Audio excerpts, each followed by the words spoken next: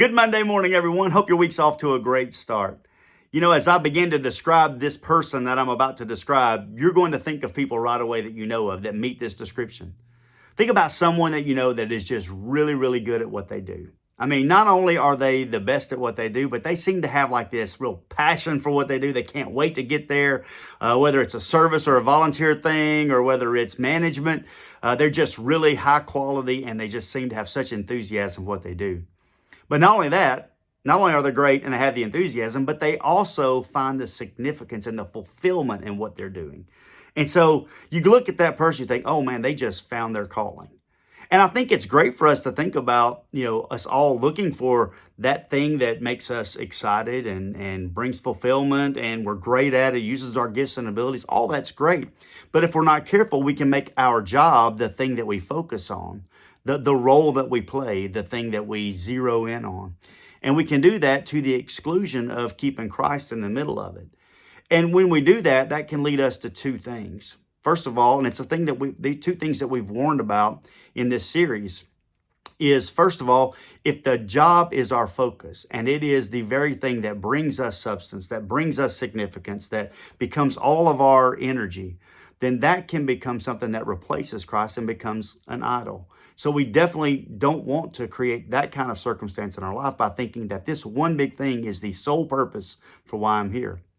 On the other hand, if we don't find significance in what we do, we don't find joy, and we're not necessarily the best at what we do, we can find ourselves sitting around waiting for that one thing that is the thing that we're, quote, meant for. And in doing so, then we can kind of mail it in. We can coast. We can not do our work well or not be hard workers. And that can make us idle in our work. And that also is a danger that we fight. So when you think about someone finding their calling, it's okay to be pursuing those things, but what we need to be careful of is that we don't make that the centerpiece. In this series, one of the things that we've tried to say over and over is this, that what you do is way less important than who it is you serve. And that comes from Colossians chapter 3, verse 23 and 24. Whatever you do, do it heartily as unto the Lord and not men, not as people pleasers, so that your reward comes from God in heaven. Because you're serving him. You're doing all of this for his glory. And of course, Matthew chapter 5 talks about us doing our good works and our good deeds and all those things to be seen by other people so they will honor and glorify God. So ultimately, as you look at scriptures, when you think about people being called, go back to the Old Testament. You'll see it's very interpersonal thing with God and someone. Think about, God calling Moses out of the burning bush to go into Egypt and bring the children of Israel out of bondage. Think about all the prophets, how God gave them instructions to warn people about the things that they needed to not be doing and to give them good instructions for how they could be more faithful to God. Those were great in the Old Testament. When you roll over into the New Testament, you see Jesus doing the same thing, calling his disciples. Matthew chapter 4, James and John, come follow me, Jesus says. And then even after Jesus' death, Saul of Tarsus is on the road to Damascus looking to persecute more Christians. And as he's on his way, the bright light shines down and Jesus calls out to him and says, Saul, why are you persecuting me? And as he goes into the town and he's baptized into Christ and becomes his follower, Jesus reveals to him that he's going to use him as a vessel to teach the gospel to the Gentile world. What I want you to see is that when you see called in the scriptures, a lot of times it's referring to something very personal that God did or that Christ did with his followers, and all of those were pieces of the puzzle in the plan of redemption.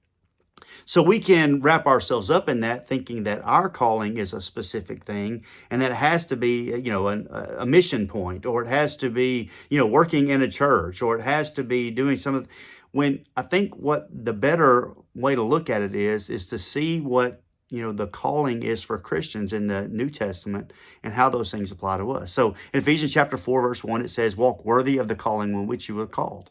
If you go to 1 Corinthians chapter 7, it gives us a really interesting text about how whatever circumstance you found yourself in when you became a Christian, when you were called, that same position is there.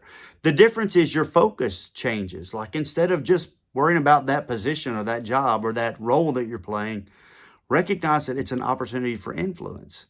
And so it also says in 1 Corinthians chapter 7, and I love this, it says there's a time and place for you to better yourself. Like if he was talking to slaves, it said, if you can get out of slavery, then by all means do that. But continue to remember who it is that you serve. And so as we have talked about this in this series, The Gospel at Work, one of the things that we wanted to remind ourselves of is there's three things that we can think about. One, we have desires or aspirations, things that we want to do. It's great for us to pursue those things. Sometimes we're going to find out that we're gifted in those things, and sometimes we're going to find that we're maybe not as gifted as we'd like to be in that particular thing. It's okay. If our focus is Jesus, then those things don't matter as much. But when we take those desires or those aspirations and those gifts, and we marry them up with opportunity to reach other people for Christ, then he begins to work in us, and then we do begin to fulfill those good things that he's put out there in front of us, as Ephesians chapter 2, verse 10 says. We are his creation. We are his workmanship. And we're created by God in Christ Jesus to fulfill those things. Again, all of it to glorify and honor God. So 2 steps this week for action. The first one is simply this: consider the roles that you have in your life. That it's not about that one big thing, but it's about all of those things, every detail in your life that gives you an opportunity for influence or good. And then the second thing is live your life worthy of the calling. In other words, follow Christ every day, be a great example, and when given an opportunity, speak on his behalf. Hope you guys have a great week. We love you. Look forward to seeing you on Wednesday and again on Service Sunday coming up this week. Remember, 9:30 worship only on Sunday morning. One big combined service. It's going to be great. We're going to go out into the community and serve. Love to have all of you with us. So let's be praying about it this week, and let's have a great one.